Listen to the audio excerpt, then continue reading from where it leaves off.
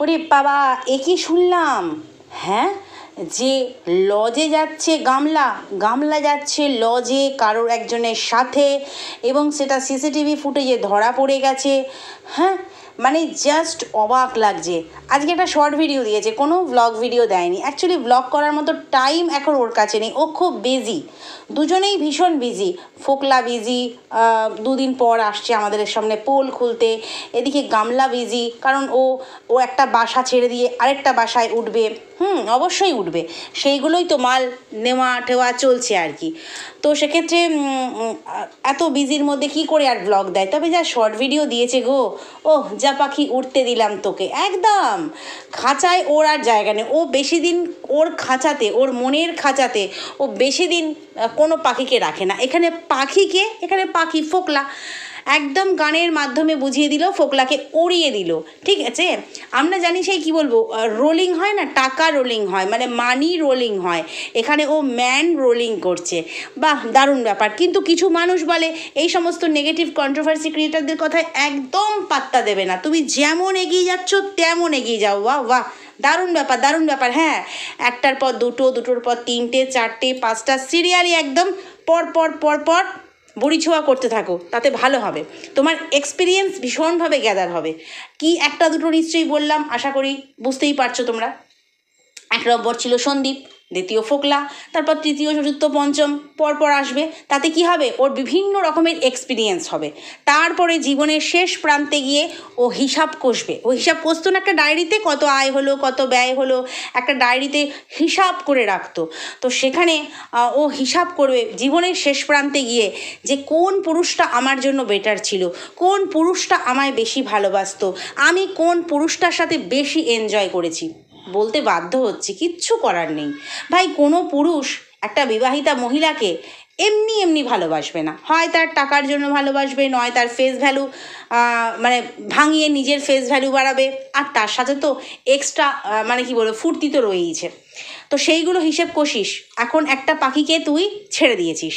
যাই হোক, যে ঘরটা মানে নিজের ছিল, সেই ঘরটাই যখন ও দুচ্ছাই করে চলে আসতে পারে, এখন ও হচ্ছে কি বলবো, কর্তা।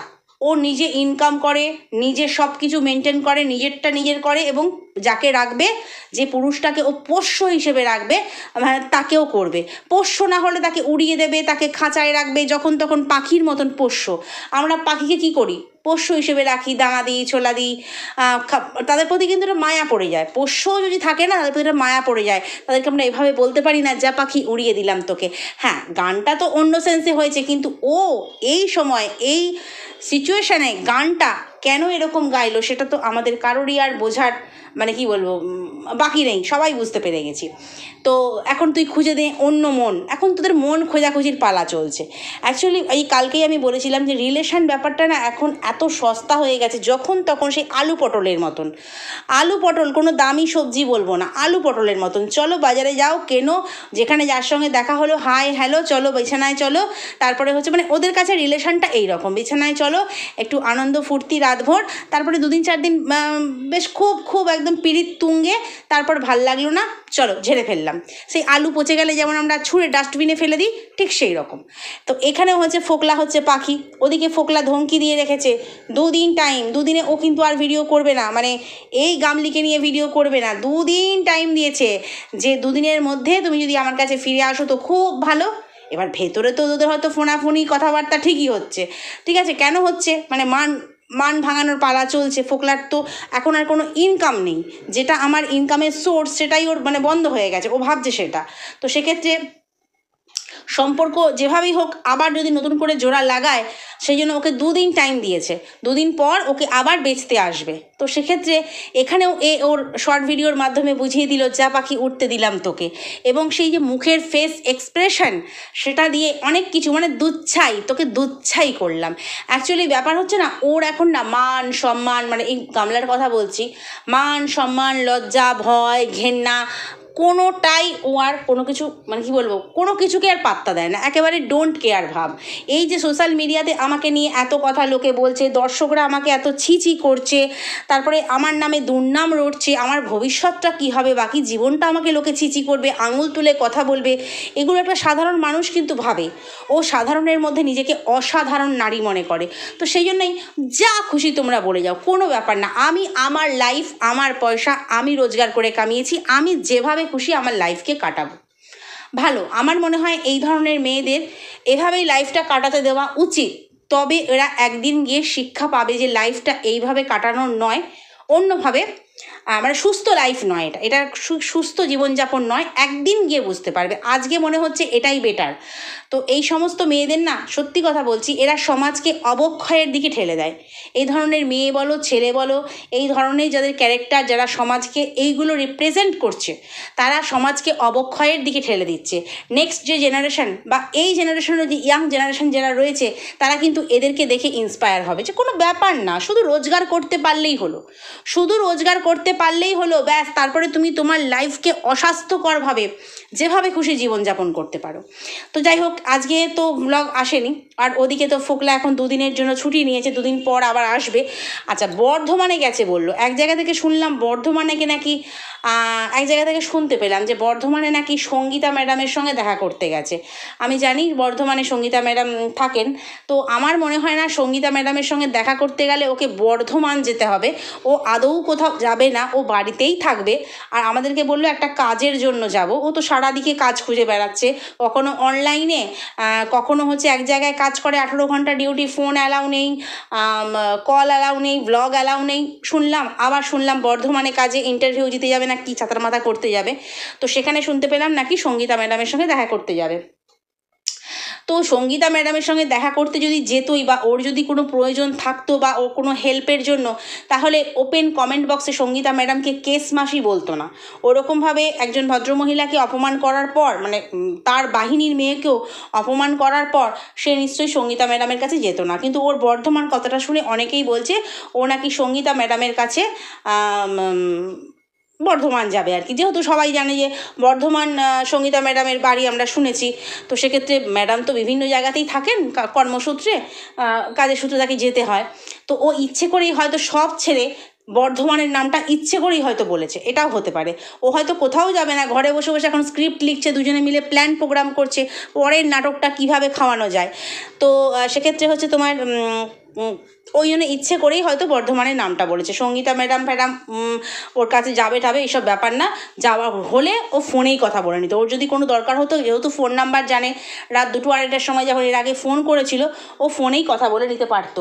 ও ইচ্ছে করেই বর্ধমানের নামটা বলেছে এত জায়গা থাকতে, যেহেতু সঙ্গীতা ম্যাডামের বাড়ি।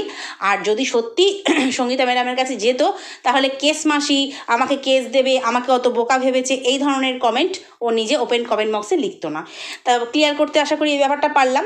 তো এবারে হচ্ছে যেটা জানতে পারলাম, যেটা হচ্ছে গামলা গামলা নাকি লজে যাচ্ছে বয়ফ্রেন্ডের সঙ্গে, ঠিক আছে। আচ্ছা, লজে যাচ্ছে কেন? ও আচ্ছা, ওর ফ্ল্যাটে এখন আর সেসব ক্রিয়াকর্ম করা যায় না নাকি? হ্যাঁ, আমরা শুনেছিলাম যে ফ্ল্যাটের মালিক কিন্তু, তোমাদেরকে আমি জানিয়েওছি যে ফ্ল্যাটের মালিক কিন্তু ওকে জাস্ট হুমকি দিয়ে গেছিলো যে আমার ফ্ল্যাটে ভাই এইসব হবে না। হ্যাঁ, ফ্ল্যাটটা দেখেই মনে হয় একটা কি বলবো, পরিবার নিয়েই সবাই থাকে, রেসিডেন্সিয়াল ফ্ল্যাট দেখলেই মনে হয়। তো সেক্ষেত্রে ওই সমস্ত জিনিস রাত ভোর ধরে চলবে, লাল জল পার্টি, তারপরে যা যা আছে আর কি, সেগুলো চলবে, সেটা কোনো ওই রকম ধরনের ফ্ল্যাটে হয় না। সবাই বলতে পারে যে হ্যাঁ আমাদের ফ্ল্যাট তো আলাদা, ফ্ল্যাট মানেই অনেক কিছু, কে কার ঘরে কী করলো কেউ দেখে না, না, সব কিছুরই একটা নিয়ম থাকে। ফ্ল্যাটের যে কি বলবো একটা কমিটি থাকে, সেখানেও সেক্রেটারি, সব মানে কি বলবো প্রেসিডেন্ট, তারপরে তোমার ক্যাশিয়ার, এগুলো যারা যারা থাকে পদে, তারা কিন্তু সবটা দেখভাল করে। প্রত্যেকটা ফ্ল্যাটেই এরকম কমিটি আছে। তো কিছু রুলসও থাকে, সেই রুলসের বাইরে গিয়েও কিন্তু কিছু করা যায় না। তুমি তোমার ঘরে আছো বলে, তুমি ফ্ল্যাট নিয়েছো বলে, বা রেন্টে নিয়েছো বা কিনে নিয়েছো বলে যা খুশি তাই করবে, এটা কখনোই সম্ভব নয়। তো যেখানে ওর আবার কেনা নয়, ভাড়া, তো সেখানে তোমাদেরকে আমি বলেইছিলাম, প্রায় মাসখানেক আগে বলেছি, ও কিন্তু ফ্ল্যাটে থাকতে পারবে না। কারণ যেটা আমি শুনতে পেয়েছি, ফ্ল্যাটের মালিক কিন্তু ওকে একটা রিমাইন্ডার দিয়ে গেছে যে তুমি এই সময়ের মধ্যে ঘর ছাড়ো, নতুবা তুমি ভালো হও, মানে তোমার লাইফস্টাইলটা ভালো করো, তাহলে তুমি এই ফ্ল্যাটে থাকতে পারবে, নতুবা তোমাকে ফ্ল্যাট ছাড়তে হবে। যথারীতি সেটা মিলে গেছে। তো সেক্ষেত্রে ও সত্যি কথা বলতে ওর লাইফস্টাইলকেও ভালো করতে পারবে না, কারণ পুরুষ ছাড়া ওর পক্ষে থাকা সত্যিই অসম্ভব। যেরকমটা আমরা শুনতে পাচ্ছি, যেরকমটা আমরা দেখতে পেয়েছি, মানে 5 বছরের সংসারকেও দুচ্ছাই করে বেরিয়ে আসতে পারে একটা পুরুষের হাতছানি পেলে। তো এরকম ফোকলাকেও দুচ্ছাই করতেই পারে বা পাশে রেখেও ও চেষ্টা চালিয়ে গেছিল। যেমন বলেছিল না সন্দীপকে, আমি এখানেই থাকবো, ওর সাথে গল্প করব, তোমার সঙ্গে থাকবো, ওর সাথে গল্প করব। তো এরকমই ফোকলার সাথে সম্পর্কটা টালমাটাল অবস্থায় রয়েছে। আমি বলছি না পুরোপুরি ছাড়াছাড়ি হয়েছে। ও হয়তো ফোকলাকে বলেছে যে হ্যাঁ আমি তোমার সাথে, তোমাকে বিয়ে করেছি যখন মন্দিরে গিয়ে, তোমার সাথে আমি সংসার করব, আমি ফ্ল্যাটে মাঝে মাঝে এরকম নিয়ে আসবো, আমি টাকা পয়সাও তোমাকে দেবো না, মানে এইরকম একটা ব্যাপার নিয়ে কিন্তু ওদের মধ্যে যাই হোক একটু খুঁটুমুটু লেগেছে। তো সেখানে ফোকলা তো 2 দিনের টাইম দিয়ে দিয়েছে, যদি একবার গামলা ঘোড়াবাড়ি চলে যায় তো আবার মিলমিশ হবে। কিন্তু গামলা ওই যে ফ্ল্যাটে ক্রিয়াকর্মগুলো করতে পারছে না বলেই 1 নম্বর হচ্ছে ফ্ল্যাট ছাড়া, কারণ ভাড়া দিচ্ছি 8,000 টাকা। ভাই আমি ফুর্তি করার জন্য আলাদা করে ফ্ল্যাট ভাড়া নিয়েছি, যেখানে আমি বাড়িতে অনায়াসে থাকতে পারতাম বাপের বাড়িতে সবার সঙ্গে। আমাকে থাকলেও টাকা দিতে হয়, লোনের টাকা শোধ করতে হয়, না থাকলেও লোনের টাকা শোধ করতে হয়, তাহলে আমি বাপের বাড়িতেই থাকবো। তাহলে আমি বাপের বাড়িতে 5 জনের সঙ্গে থাকবো, আমার ব্লগিংটা আরও ভালো হবে। আমি একা একা ফ্ল্যাটে কী ব্লগ করব? তাহলে কেন ফ্ল্যাটে থাকা? কী বলেছিল না, আমার ছেলে পাওয়ার জন্য। তো ছেলে যে দূরস্থ সেটা আমরা খুব ভালো করেই জানি, ছেলে কোনোদিনই ও পাবে না, মানে পাওয়ার মতন চেষ্টাই করেনি, নাহলে অনায়াসে পেত। এরকম কোনো আইন নেই যে ওইটুকু বাচ্চা মা ছাড়া থাকবে, ঠিক আছে, আইন ওর দিকেই যেত, ওর ফরেই হতো, কিন্তু ও চেষ্টা করেনি। চেষ্টা না করলে কি ওর হাতে এসে বাচ্চাকে দিয়ে দেবে, নাও তোমার বাচ্চা নাও গো? সেই অন দা ওয়ে বলেই ও দর্শকদেরকে বোকা বানিয়েছে। তো যে দর্শকরা সে সময় বিশ্বাস করেছিল, এখন অনেক মানুষের ভুল ভেঙেছে, যাই হোক, তো সেটা হলো পরের কথা। তো ফ্ল্যাট নিয়েছে, তো ছেলে এলো না, নিজে আমি এনজয় করতে পারবো না ফ্ল্যাটে, ফোকলার সাথে সংসার করতে গিয়ে খিটিমিটি মারামারি ঝামেলা ছুরিকাঘাত চলবে, তাহলে আমার ফ্ল্যাটটা রেখে লাভ কী? এবং আমি যদি বাপের বাড়িতে থেকেই মাঝে মাঝে আমি লজে গিয়ে এনজয়টা করতে পারি, সমস্যা কোথায়? হ্যাঁ, একজন কিন্তু ওর কমেন্ট বক্সে কমেন্ট করেছে যে তুমি তো ফোকলাকে লুকিয়ে একটা SBIতে অ্যাকাউন্ট করেছো। তোমরা হয়তো ওর কমেন্ট বক্সে তোমরা দেখতেও পাবে, আমি স্ক্রিনশট দিয়ে দিচ্ছি। তো যাই হোক, SBIতে তুমি একটা অ্যাকাউন্ট খুলেছো, যেখানে তোমার 14 লাখ সামথিং কিছু হাজার, মানে কিছু হাজার, 14 লাখ কিছু হাজার টাকা তুমি সেখানে জমা করেছো। করতেই পারে ওর টাকা, তো সেটা নাকি ফোকলাকে লুকিয়ে করেছে। আচ্ছা, আমাদের কিন্তু ব্লগে একদিন বলেছিল, বেশ কিছু মাস আগে ওর দাদার সঙ্গে গিয়েছিল ব্যাংকে, না ওই ব্যাংকে গিয়ে যে টাকা উঠে গেছে নষ্ট হয়ে গেছে ওইভাবে নয়, একটা আমাকে খুলতে হবে, তোমরা বলেছো ভবিষ্যতের জন্য সেভিংস করতে হবে। একবার টোটো করে গেল, ওর বাড়ির থেকেই গেল, গিয়ে বললো একটা SBIতে এসছি, একটা দরকারে একটা অ্যাকাউন্ট খুলবো বলেছিল, মনে আছে? বেশ কিছু মাস আগের কথা। তো সেখানে কিন্তু অ্যাকাউন্ট খোলার কথা বলেছিল, তারপরে আমরা সবাই বলেছিল হ্যাঁ ভালো সেভিংস করো, হ্যান করো। তো সেটা নাকি ফোকলাকে না জানিয়ে হয়তো নয়, তার কারণ হচ্ছে ফোকলা তোমার ভিডিও দেখলেই বুঝতে পারবে। তো দ্বিতীয় কথা হচ্ছে ফোকলাকে হয়তো জয়েন্ট করেনি, এরকম ব্যাপার। তো সেখানে যাই হোক 14 লাখ সামথিং, মানে মানুষ এত টাকার হিসাব চাইছে না, সব টাকার হিসাব কিন্তু এখানে মিলে যাবে। সে সব টাকা ওর উড়ে গেছে সেটা হতে পারে না, এই যার এত লাখ লাখ টাকা ইনকাম, প্রায় 24-26 লাখ টাকা ইনকাম করে ফেলেছে 1.5 বছরে, তো সেখানে তোমার এত টাকা ফোকলা মেরে দিয়েছে, এটা হতে পারে না। হয়তো যেই অ্যাকাউন্ট থেকে 2 লাখ তুলে নিয়েছে বা 5 লাখ বাড়ির জন্য দিয়েছে 6 লাখ, তো সেটা হয়তো আলাদা অ্যাকাউন্ট। তো SBIতে ও অ্যাকাউন্ট করেছে, সেখানে ও 14 লাখ সামথিং নাকি রেখেছে। তো আমি সত্যি কথা বলতে কমেন্টের দর্শকরা যারা কমেন্ট করে ওপেন কমেন্ট বক্সে, তাদের মতামত দেয়, তারা কোনো স্টেটমেন্ট দেয়, সবচেয়ে বড় কথা স্টেটমেন্ট যখন দেয় তখন মনে হয় তারা অনেকটা জেনেই দেয়। এবং কি বললো, SBI ব্যাংকে তো আছে, এবং সেই ব্যাংকের কাছে যে লজ আছে সেখানে যে লাইট পোল আছে, সেই লাইট পোলে যে সিসি ক্যামেরা আছে, সেই সিসি ক্যামেরার ফুটেজে নাকি সেই পুরুষটার সঙ্গে, মানে ওর বয়ফ্রেন্ড যে আর কি, সেই পুরুষটার সঙ্গে নাকি ওখানে দাঁড়িয়ে আছে গামলা, সেটা নাকি দেখা গেছে। এটা তো জাস্ট শুনে আমি অবাক হয়ে গেলাম। শেষ পর্যন্ত নিজের চাহিদা মেটাবার জন্য লজ, পুরুষ তো পুরুষ ঠিক আছে, ফোকলাকে দিয়ে ও আর সুখটা হচ্ছে না। ফোকলা বলেছিল না পাগলি আমার কাছে আসলে সুখ পায়, তো ফোকলার কাছে আর সেই সুখটা সেই আগের মতো করে আর হচ্ছে না। তো সেই জন্য অন্য পুরুষ ধরে ওকে লজ যেতে হচ্ছে। কারণ একটাই, ওকে কেন লজে যেতে হচ্ছে? ওই যে ফ্ল্যাটের সমস্যা, যে পুরুষ যখন তখন ঢোকানো যাবে না। কারণ দেখো, ও যে পুরুষটাকে নিয়ে ঢুকেছিল হাজব্যান্ড হিসেবে, সেটা হচ্ছে ফোকলা। সে প্রথম ফ্ল্যাটই বলো আর দ্বিতীয় ফ্ল্যাটই বলো না কেন, যে পুরুষটাকে সাথে নিয়ে গেছে যে আমরা হাজব্যান্ড ওয়াইফ থাকবো, হাজব্যান্ড হিসেবেই ওকে পরিচয় দিয়েছে। যেটা আমাকে প্রথম ফ্ল্যাট মালিক বলেছিল, তোমাদেরকে জানিয়েছিলাম যে হাজব্যান্ড হিসেবেই এসছে, আমরা হাজব্যান্ড ওয়াইফ থাকবো, আর বাচ্চার কথা কিছু বলেনি।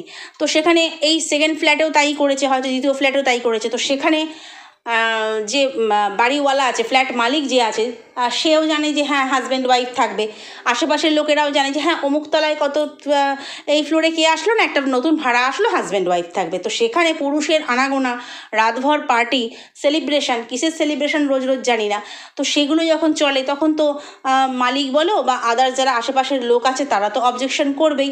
তো সেই জন্যই ওকে ফ্ল্যাট ছেড়ে যেতে হচ্ছে এবং হচ্ছে তোমার লজ ধরতে হচ্ছে। ফ্ল্যাট ছেড়ে এখন লজে ও ওর আনন্দ ফুর্তিগুলো করছে আর কি। হ্যাঁ, ওরকম তো অনেক জায়গাতেই লজ থাকে না, যে কিছু ঘন্টার জন্য বা একদিনের জন্য বা এক রাতের জন্য, অনেক জায়গাতে থাকে। ওইখানে না কোনো মানে অনেক সময় পরিচয়পত্রও লাগে না। ও অনেক লজ আছে ওরকমভাবে ব্যবসা করে, মানে ওদের সব মানে কি বলবো আশেপাশের ক্লাব, তারপরে তোমার মানে কি বলবো বড় নেতা গোছের কোনো মানুষকে টাকা ফাঁকা দিয়ে না ওরা ওই ব্যবসাগুলো চালায়, মানে ওই লজ ব্যবসাগুলো চালায়। যেখানে ধরো আমরা কোথাও যখন বেড়াতে যাচ্ছি, বাইরে বেড়াতে যাচ্ছি, আমাদের গেলে কী লাগে, পরিচয়পত্র লাগে, অনেক কিছুই লাগে। তো সেক্ষেত্রে ওইখানে কিন্তু এরকম অনেক লজ থাকে, ছোটো ছোটো বা বড় লজও, অনেক জায়গায় পরিচয়পত্র নেয় না। যেমন আরামবাগ রিসর্টের কথা কিছুদিন আগে উঠেছিল, সেই জিউ সাহাকে নিয়ে। আরামবাগ রিসর্ট কিন্তু তোমরা অনেকেই জেনে গেছো অলরেডি, আরামবাগ রিসর্ট কিন্তু আমাদের এখানেই, মানে আমি যেখানে থাকি। তো সেখানে আরামবাগ রিসর্টেও কিন্তু ঠিক তাই, আমি ব্যাপারটা জানি বলেই বললাম। যাকে খুশি নিয়ে যাও, মানে লিগাল ব্যাপার, তুমি জমা দিলে ঠিক আছে, মানে পরিচয়পত্র জমা দিলে ঠিক আছে, দিয়ে রেজিস্ট্রারে নাম নথিভুক্ত হলো তুমি ঢুকলে ঠিক আছে। কিন্তু যদি তুমি কোনো মানে কী বলবো বেআইনি কাজ করতে তোমার পার্টনারকে নিয়েই যাচ্ছ, সেখানে একটু হয়তো রেটটা বেশি নেয়, মানে ওটা তো ব্যবসা, রেট বেশি নেবে, বাট কোনো কিন্তু পরিচয়পত্র লাগে না। তাই আরামবাগ রিসর্টের মতো বড় একটা রিসর্ট, মানে কি নেই তার মধ্যে, তো সেইখানেও কিন্তু এই জিনিস চুপে চাপে চলে। তো ওই রকম পাতি ওই তোমার কি বলবো ওই সমস্ত ওই বসিরহাট, হাসনাবাদ, ওই সমস্ত এলাকায় যে আতিপাতি লজগুলো তো অনায়াসেই চালাবে, তাই না? তো একটা কিছুদিন আগে কথা শুনছিলাম, বসিরহাটে ওর লাইন লেগে গেছে। এটা মানে একজন কন্ট্রোভার্সি ক্রিয়েটারই বলছিল, বসিরহাটে লাইন লেগে গেছে, মানে পুরুষের লাইন লেগে গেছে ওর পিছনে। মানে শুনে তখন না খুব খারাপ লেগেছিল কথাটা, যে ইস একটা মেয়ে এরকম হয়ে গেল। মানে একটা সংসার ছিল, একটা সুন্দর গোছানো সংসার ছিল, কি বলবো ঘরোয়া একটা পরিবেশ ছিল, শ্বশুরবাড়ির সন্তান ছিল, সবচেয়ে বড় কথা, সেসব ছেড়ে পুরুষের লাইন ওর পিছনে, তাহলে ও কী ধরনের মেয়ে হয়ে গেল।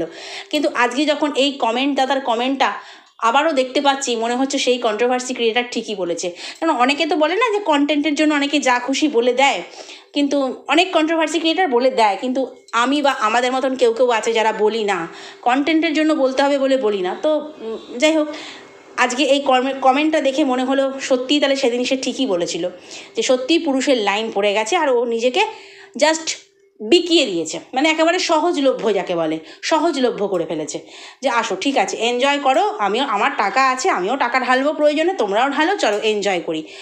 সংসার জীবন আর ওর জন্য নয়, শুধু এইটুকু বলতে পারি।